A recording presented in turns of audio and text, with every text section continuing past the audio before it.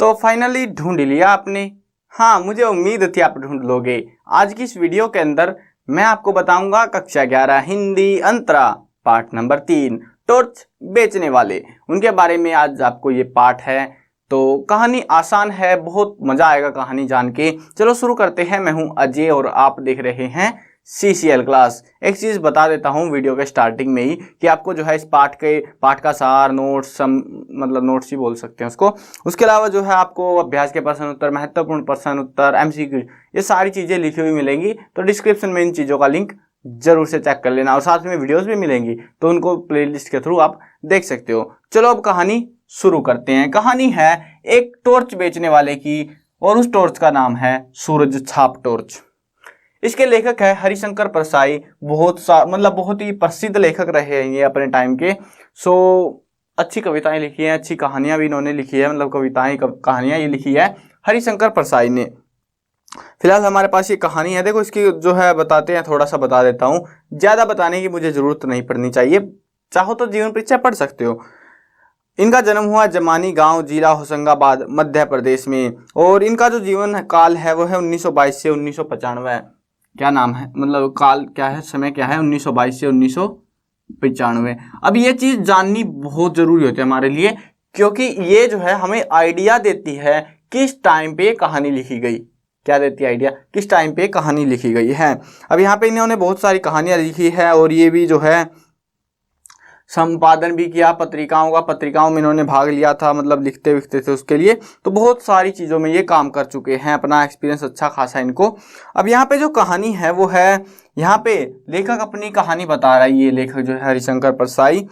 तो यहाँ पे जो है बताता है कि चौराहे पर जो है ना एक टॉर्च बेचता था। चौराहे पर बिजली के टॉर्च बेचा करता था, लेकिन कुछ दिन से वो गायब था। होता है कहीं कोरोना वोरोना का चक्कर तो नहीं आ गया इसको, जो भी है गायब था। लेकिन फिलहाल ये जो टॉर्च बेचने वाला था ना, इसका कोई नाम वाम लेखक ने नहीं लिया, ठीक है। तो झमेला खत्म, नाम का कोई चिंता ही नहीं करनी आपको।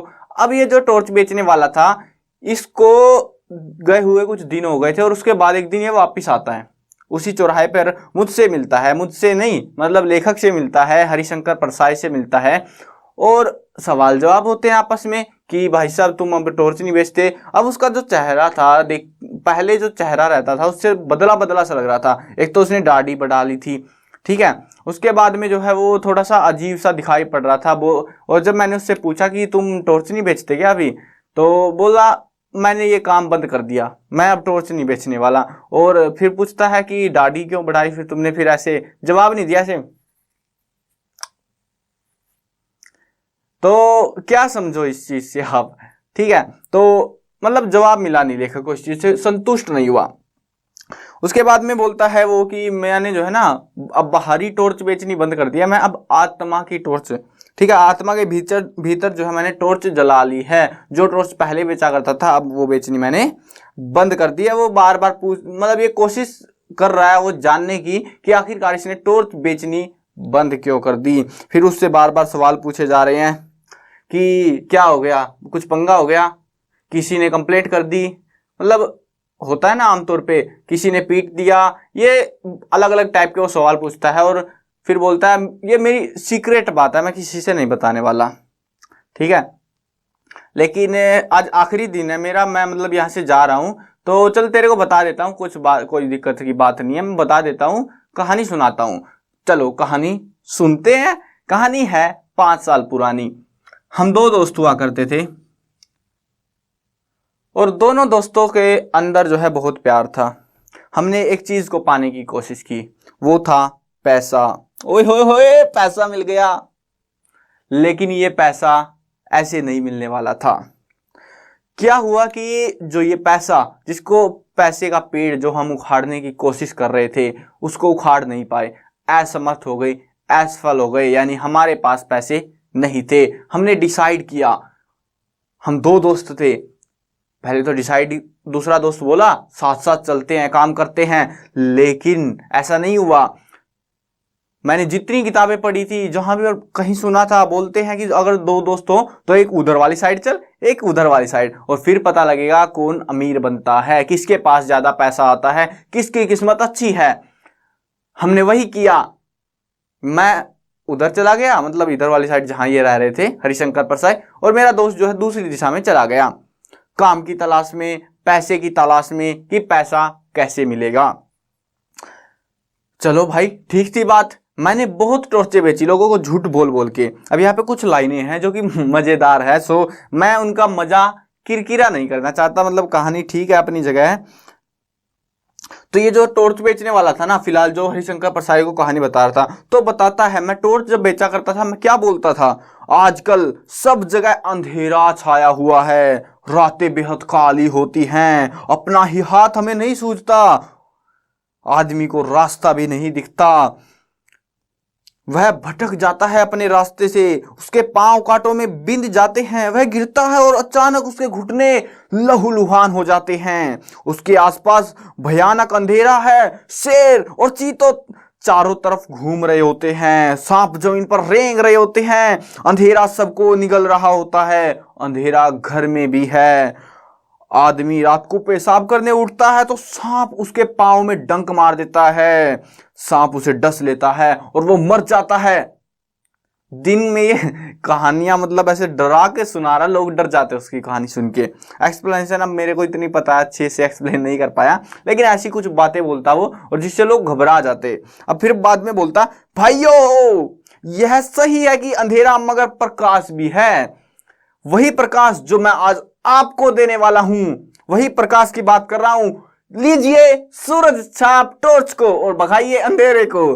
ठीक है, तो ऐसे बोल बोल के वो अपनी टॉर्च बेचा करता और बिक्री भी अच्छी होती, मतलब तगड़ी बिक्री हुआ करती थी इसकी, इस टॉर्च की। ठीक है, अब ये बात भी सही थी, लेकिन एक दिन क्या हुआ, हमने डिसाइड किया था कि 5 साल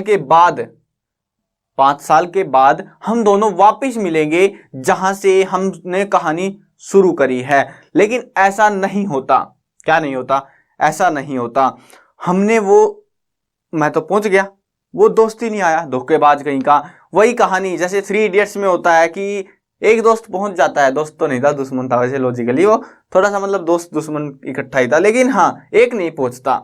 तो वैसा ही कहानी में यहाँ पे भी होता है, ये सूरज छाप टॉर्च बेचने वाला तो पहुंच गया, लेकिन वो दूसरा दोस्त इसका वहां पे नहीं आता। इंतजार किया, पूरा दिन निकल गया, वो नहीं मिला, वो नहीं आया उस जगह पे। उसके बाद मैंने निश्चय किया कि अब जाके उसको ढूंढना है, मुझे पैसे से कोई लेना देना नहीं है इस दुनिया में। होलिया जितना आना था मेरे पास पैसा, 5 साल में हमें ये देखना था कि किसके पास ज्यादा पैसा है। ठीक है, अब वो ढूंढता ढूंढता गया और उसको कहीं कुछ मिला नहीं, अपने दोस्त का कोई पता ठिकाना नहीं मिला।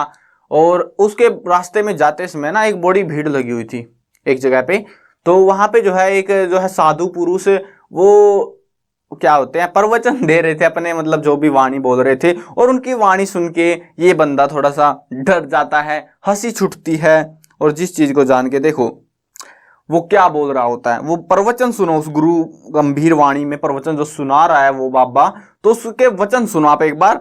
मैं आज मनुष्य को अंधकार में देख रहा हूं बच्चा, उसके भीतर तुझे कुछ भी दिखाई नहीं दे रहा, यह युग भी अंधकारमय हो चला है, यह सर्वग्राही अंधकार संपूर्ण विश्व को अपने पेट में समा लिया है। आज मनुष्य इस अंधकार से डर रहा है, घबरा रहा है, वह पथ भ्रष्ट हो गया है, रास्ते से दूर जा रहा है वो। आज आत्मा में भी अंधकार आ गया है, अंदर की आंखें देखो, अंदर के तुम्हारे अंदर जो है ज्योति है, तुम जो है जो बाहर नहीं निकल पा रही, तुम्हारी मानव आत्मा अंधकार में घुटती है। मैं देख रहा हूं मनुष्य की आत्मा भय और पीड़ा से डरी हुई है। वो ऐसी बातें बोलता है और लेखक को नहीं, मतलब ये सूरज छाप टॉर्च बेचने वाले को हंसी छूट जाती है। किसी ने उसको डांट दिया कि ये बाबा लोग हैं, इनका प्रवचन सुनो, अच्छे से सुनो, क्या हंस रहे हो तुम बेवकूफ। अब प्रवचन सुन रहा है, आगे सुनो उसने क्या बोला, भाइयों और बहनों डरो मत, जहां अंधकार है वहीं प्रकाश है, अंधकार में प्रकाश की किरण है, जैसे प्रकाश में अंधकार की किंचित कालिमा है। प्रकाश भी है, प्रकाश बाहर नहीं है, प्रकाश तुम्हारे अंदर है, उसको झांको, ढूंढो, निकालो उसको बाहर। अब ये बात सुन के उसको और हंसी आ गई, मतलब कि ये पूरी बातें सुननी आपने पहले वाले सूरज छाप वाले की भी, वो लोगों को डरा डरा के अपनी टॉर्च बेच रहा। ये वाला बंदा क्या कर रहा, ये मतलब कोई भी हो, पता नहीं साधु बाबा है कोई, तो वो भी ऐसे ही लोगों को डरा रहा है और वो जो है अपनी टॉर्च नहीं बेच रहा, वहां पे लोगों को बस प्रोत्साहित कर रहा है। ठीक बात है। उसको एक बार लगा कि कहीं ये वही दोस्त तो नहीं, मतलब इसका स्टाइल भी मेरे जैसा ही है बोलने वाला, सोचने वाला।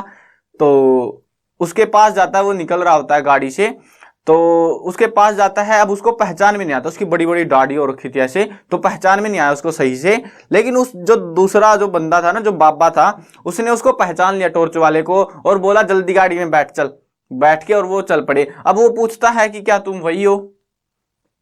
बोलता है हाँ मैं वही हूं, लेकिन यहाँ पे बात नहीं करनी। वो समझ गया कि इस गाड़ी में ड्राइवर है, तो ड्राइवर के सामने ये खुल्ला से नहीं होने चाहिए, क्या पता कुछ पंगा हो जाए बाद में। तो घर चलते हैं वो, मतलब हवेली बोल सकते हो आप, बड़ा आलीशान बंगला बना रखा था उसने। वहां पे जाता है, सारी बात करता है। शुरुआत में घबराया हुआ था थोड़ा सा मैं, लेकिन उसके बाद में मेरा डर निकल गया। मैं जैसे दोस्त से बात करता हूँ और फिर पूछता हूँ, अबे तू इतना अमीर कैसे बन गया, मतलब क्या तू भी टॉर्च बेचने लग गया ना? हाँ मुझे पता है तू टॉर्च बेचता, कौन सी टॉर्च है तेरी बता। फिर ये बोलता है उसका दोस्त कि मैं कोई टॉर्च नहीं बेचता, जो तुम टॉर्च बेचते हो उससे बहुत ज्यादा कीमती है वो चीज जो भी मैं बेचता हूँ। पूरा झमेला। देखो यहाँ पे जो है ना, सीधी सीधी जो है कटाक्ष व्यंग्य नहीं किया गया कि क्या मसला है सारा, वो आप भी समझ सकते हो क्या मसला है, क्या बेचता है वो, है ना। लेकिन यहाँ पे जो है भावनाएं देखो आप, दूसरा दोस्त अमीर हो चला है और ये सूरज छाप वाला गरीब रह गया है। टॉर्च भी इसने भी बेची, टॉर्च तो उसने भी बेची, लेकिन वो नकली टॉर्च बेच रहा है, ये असली टॉर्च बेच रहा है। असली वाले में पैसे नहीं है, नकली वाली में पैसे हैं, जो कि एक बाबा बन के टॉर्च बेची जा रही है। ठीक है। और उसके बाद में ये वहां से वापिस आ रहा होता है। ठीक है, ये पूरी कहानी है। तो यहाँ पे जो है ना, इसलिए बताता है कि मैं घूम घूम कर पूरे मतलब इलाकों में टॉर्च बेचता रहा, तू भी टॉर्च का व्यापारी है, मुझे पता है। पूरा शक हो रहा था उसको तो, लेकिन बाद में जब अपनी पूरी वाणी सुनाता है तो उसको समझ में आता है दाढ़ी मूछ का धंधा। समझ रहे हो ना कौन सा धंधा? तो इसीलिए अब ये जो टॉर्च वाला है, इसने भी अपनी दाढ़ी बढ़ानी शुरू कर दी है और लेखक से बोलता है बस 1 महीने की देर है, उसके बाद तो मजे ही मजे। समझ गए ना? देखो मैं बताने वाला हूं नहीं, वैसे समझना आपको है क्या पंगा चल रहा है बाबा और दाढ़ी का। ठीक है ना? तो कमेंट में बता देना जिसको ये स्कैम समझ में आ गया, कौन सा स्कैम है ये। तो ये था इस चैप्टर के अंदर, आई होप आपको समझ में आ गया होगा। और हाँ, बुक वालों ने नहीं बताया कौन सा स्कैम है, बुक वाले भी समझदार है, कहीं कोई उनको डांट ना दे, केस वेस ना हो जाए, तो हम भी नहीं बताएंगे।